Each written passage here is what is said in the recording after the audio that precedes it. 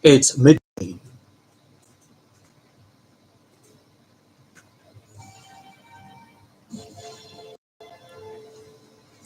Good afternoon. Here is the midday news on OGBC. My name is Emmanuel Adebanjo first, the writers. Vice President Shetima has reaffirmed the current administration's commitment to prioritizing the education sector. Federal government intensifies effort at ensuring food security. U.S. Army is carrying out airstrikes against terrorists across Africa.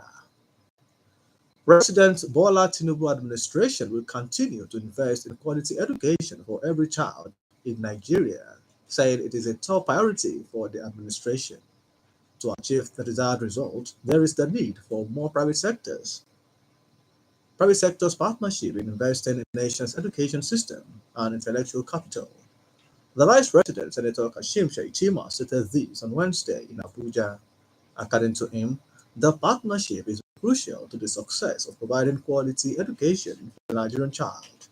The Vice President also observed that while education has often been said to be the key to unlocking the future, digital literacy is the master key in today's world. The federal government is intensifying collaborations to fast-track restoration of infrastructure destroyed by Boko Haram. The Minister of State for Regional Development, Mr. Uba Amadu, according to him, the government is poised to achieve the region's recovery efforts through special intervention. The minister said Borno had a special place in the development agenda and the Northeast Development Commission. He added that through the NEDC, the federal government is implementing key interventions in infrastructure, education, healthcare, and economic support the rebuilding process. Contrary to fear expressed by supporters, Nigeria is not close to being at risk of food scarcity.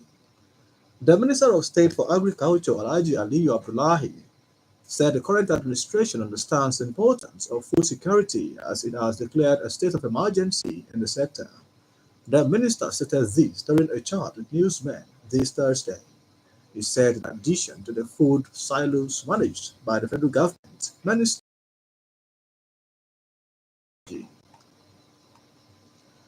local government chairmen have been advised on managing the resources at their disposal responsibly. The Economic and Financial Crimes Commission chairman, Mr. Ola Olukoyede, gave the advice in a statement. He noted that they do not have immunity from investigation or prosecution from fraud. Mr. Olukoyede said EFCC would not wait until the end of any local government chairman's tenure before initiating a probe. The 36 state governors under the auspices of the Nigerian Governors Forum want a stronger cooperation with the United States of America on economic development, governance, and health. In a communique in Abuja on Wednesday, the NGF chairman and Kwara State Governor, Mr. Abdul Rahman Abdul Razak, reaffirmed the governor's commitment to working with state legislatures to promote good governance, reforms, and ensure effective policy implementations at the subnational level. The communique quotes the U.S. Ambassador to Nigeria, Richard Mills, as saying that supporting subnational government will increase development at the state level and establish sustainable Nigeria-led health program to ensure long-term impact and resilience. You are listening to the midday news on OGBC 90.5 FM.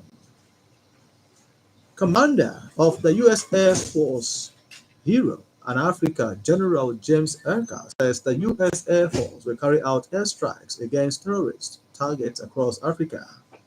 General Erka stated this at a digital news conference while attending the 2025 African Air Chief Symposium on Wednesday in Lusaka, Gambia.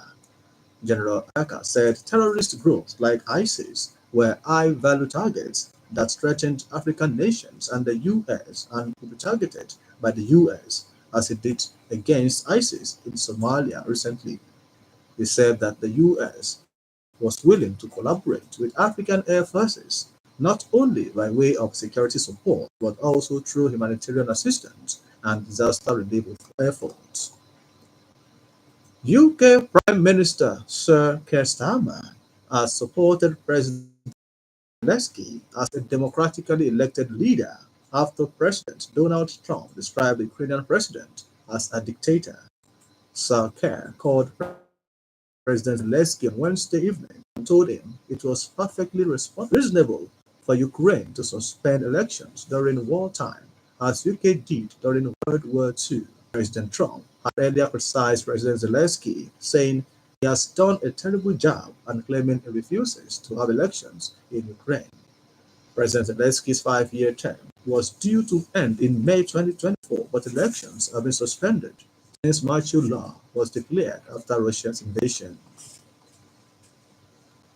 A top Russian general, Colonel General Sergei Rudovsky, said Russian forces have taken back more than square meters of territory from Ukraine in the Kursk region of western Russia, or about 64% of the total taken by Ukraine since an incursion began last year. Colonel General Rudovsky, head of General Staff's main operational directorate, said Russia was advancing in all directions and Ukraine pushed into a defensive stance since February 2024 amid a major Russian offensive that took back considerable territory. Colonel General Rudovsky informed that Russia now controlled 75% of Ukraine's Donetsk, Zaporizhzhia, and Kherson regions and more than 99% of the Luhansk region. He said the four regions are now legally part of Russia and will never be returned to Ukraine.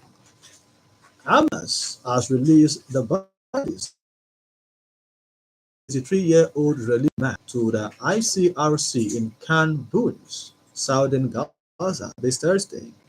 Poster acting as the backdrop on the stage showed Israeli Prime Minister Benjamin Netanyahu with fangs and blood on his face dripping onto the photos of the four Israelis whose bodies. A spokesperson for the Palestinian group said all four were alive before the Zionist occupation aircraft deliberately bombed the location where they were being held. On sports, Premier League leaders Liverpool needed a second-half equaliser from Trent Alexander-Arnold to secure a 2-2 draw at Aston Villa on Wednesday to go 8 points clear at the top. Arne Slot's men went ahead at the Villa Park through Mohamed Salah in the 28th minutes before Villa turned the game on its head before half-time with goals by Yuri Tielemans and Oli Watkins. Darwin Núñez missed a chance to restore Liverpool's lead, which Aston Villa also had a stoppage time opportunity, with Daniel Menus short saving the post. The Reds lead with 61 points, while second-placed Arsenal is on 53 points.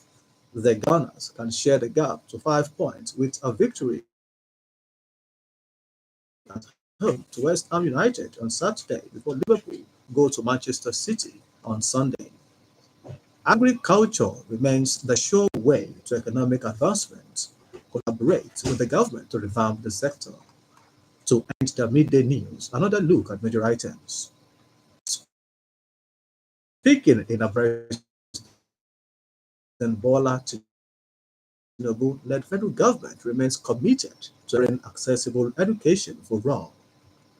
The Minister of State for Agriculture and Food Security, Alhaji Aliyu Abdullahi, was speaking with newsmen this Thursday, informed that the federal government is not resting on its oars in achieving food security. You also heard that the commander of the U.S. Air Forces, Europe and Africa, General James Erka, at a news conference in Gambia on Wednesday, said the Air Force will carry out airstrikes against terrorists across Africa. Midday News was edited by Adebanjo Wahab and broadcast from OGBC, Abeokuta. For exclusive programs and the latest news updates, visit our website at radio.ng. Follow us on Facebook at Radio Abeokuta and on X at OGBC 905 FM. You can also listen to OGBC on the Radio